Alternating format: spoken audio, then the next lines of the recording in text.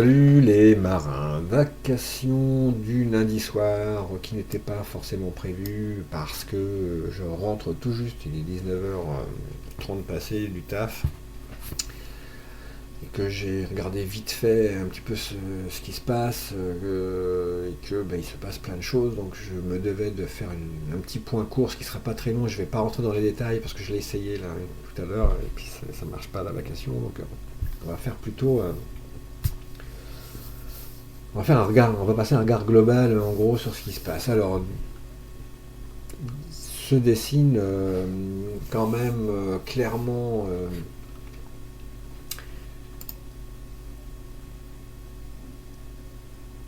des leaders virtuels, Enza Deligo, Yormo Messé bien sûr, donc là qui mène le bal hein, pour l'instant est pas mal. Juste derrière eux, on a Fossea qui a pris le pouvoir hein, sur la flotte marin avec quasiment 8000 d'avance sur Pyrrhus, 9 sur Monkey et 10 sur Tarao et 13, 14 sur Océan sans limite. Donc ces 5 là quand même sont en pleine baston. Un deuxième groupe derrière apparaît avec Ogle qui doit être un deuxième bateau. Rome évidemment, mais qui marque un peu le pas. Rome, hein, La Clément qui est très très bien placé, qui fait une course avant des globes remarquables. Loki, Sandra, Cap, Rive, Ghost, Orcade et All for One. Voilà les troisièmes groupes. Et ensuite Jonax, Coach Mick, Bat et Almic à la 20e position. Donc on va faire un état des lieux. J'ai pas cliqué sur Fossea a priori, donc je vais le chercher. Hop. Et voilà Fossea. Donc, hop, voilà. Donc Fossea qui s'est remis en chasse, cette fois de Yormo Messé et de NZ Deligo. Il n'est pas très loin d'eux, hein, clairement. Et une position qu'il affectionne tout particulièrement, puisqu'il a la double compétence, notre champion. Il est chasseur et en même temps il est chassé. Donc, au regard de ce qu'il a fait sur le prologue, on sait que dans ce cadre-là, dans ce registre-là, il est balèze. Donc c'est une position pour lui tout à fait idéale, bien entendu. Derrière, la chasse est ouverte avec Pyrrhus et Tarao. Étonnamment,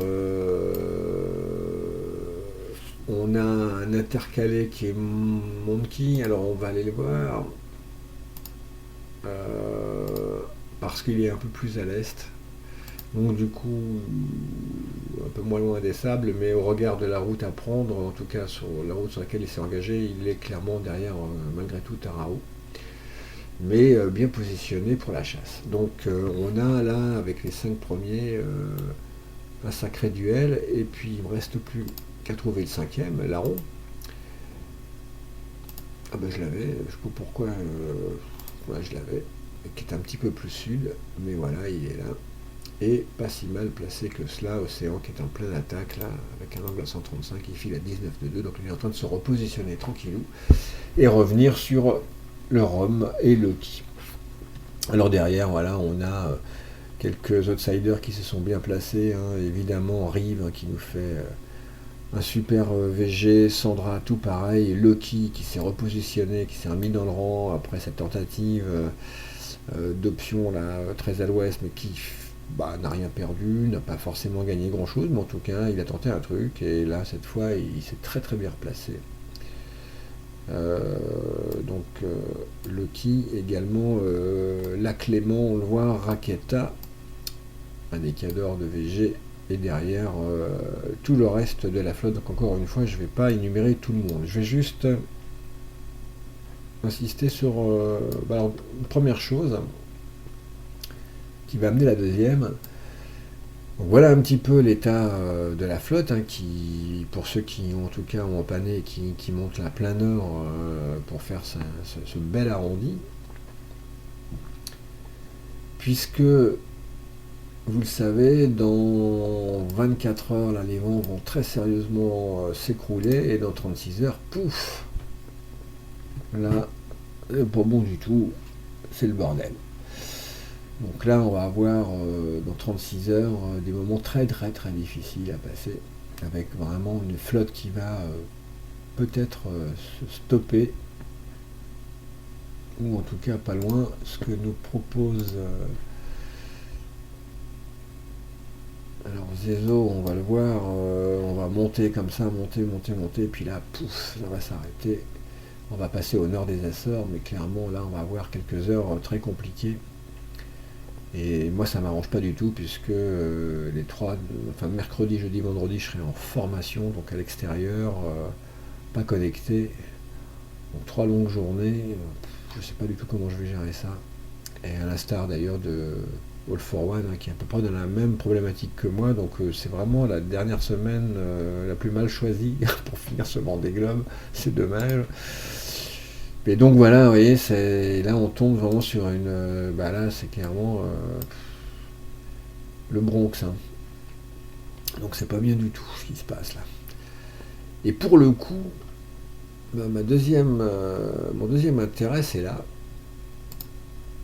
Moi je m'interroge sur la stratégie que vont adopter les canards, cages, horizon, pourquoi pas aussi, hein, à savoir ce beau monde-là va-t-il empanner? Et très sincèrement, je m'interroge. Connaissant Canard, j'en suis pas certain. Mon si, pareil, hein, parce qu'il y a ce que propose le routeur, mais on le sait, il ne faut pas forcément le suivre aveuglément. Et là, on le voit, pour ces marins, ben, le retard est tel que, bon, de toute façon, en suivant une route proposée par le routeur, ils ne reviendront pas. Alors, sauf si vraiment la flotte est scotchée trop longtemps en 36 heures, mais même eux le seront, donc du coup, peu de chance.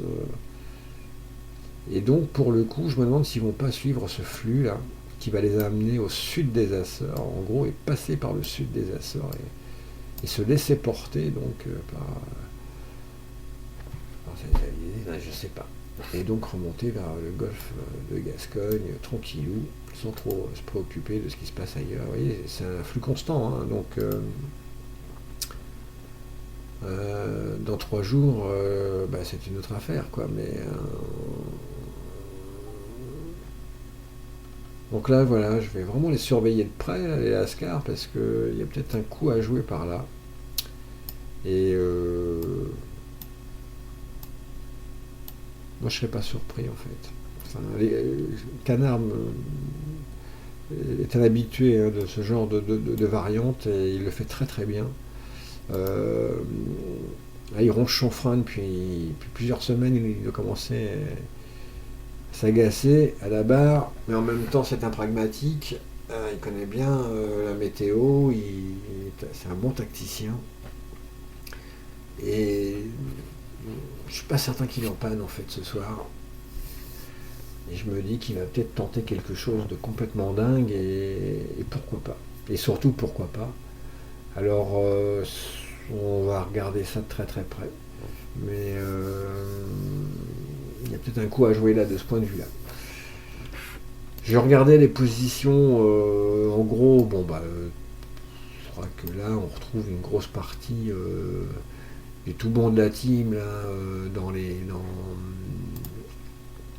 jusqu'à même BTL, Centime, la tomate et tout ça, là, et Thanos, bon il y a encore gros coup à jouer, hein, donc les 10 000 premiers sont réellement très... Enfin c'est dans un mouchoir, hein, tout ça, franchement c'est assez incroyable de finir à 10 000 comme ça, groupés. C'est fou ça. Donc voilà, je me dis que ceux-là vont pas s'en laisser compter, les canards, Horizon, Free Studio là vient d'empanner, malgré tout, Moncy pas encore, là derrière, ils n'ont pas l'air décidés non plus, hein, Effective Team, tout ça, Si Sardillon, pareil, il peut jouer son va-tout sur un coup comme ça. Dany aussi, Dany qui marque un peu le pas, qui a du mal ces dernières semaines sur le Vendée, qui s'accroche. Mais Dany est tout à fait capable aussi de tenter une autre option pour voir, pour tenter quelque chose, puisqu'il est 22 millième. Donc là, l'idée c'est peut-être effectivement de faire tapis là, et tenter quelque chose. Bon, derrière, on voit des marins qui sont pas si loin, qui vont finir un beau Vendée Globe. Pour certains d'entre vous, je le sais, c'est un premier Vendée Globe, donc pas inintéressant. Voilà les amis, je ne vais pas aller au-delà de ça pour cette vacation qui sera un peu courte, mais c'était pour vous donner un petit peu la tendance sur ce qui se passe. En tout cas, on a des beaux duels en tête de course, clairement, là, entre les 5 premiers. Bon, ce qui est bien, c'est que les écarts ont diminué, on a quasiment divisé par 2 les écarts avec eux, donc ça donne du baume au cœur, tout simplement, ça permet de croire encore un peu à notre bonne étoile. Et puis il y a des duels passionnants entre les 5 premiers, mais aussi entre les 5 suivants, puis entre les 5 suivants encore, enfin entre tout le monde, quoi. Ça bastonne à distance de partout. Et c'est génial de se retrouver dans ce sprint final, bon, avec très peu d'espoir de victoire ou de quoi que ce soit, mais pour finir allègrement ce Vendée Globe qui a été quand même bien long, mais qui nous propose une fin, comme le début d'ailleurs avait été passionnante, pour un Vendée Globe un peu particulier. Voilà les amis, je vous embrasse fort, je vous souhaite une belle nuit de navigation, et je vous dis next time, see you.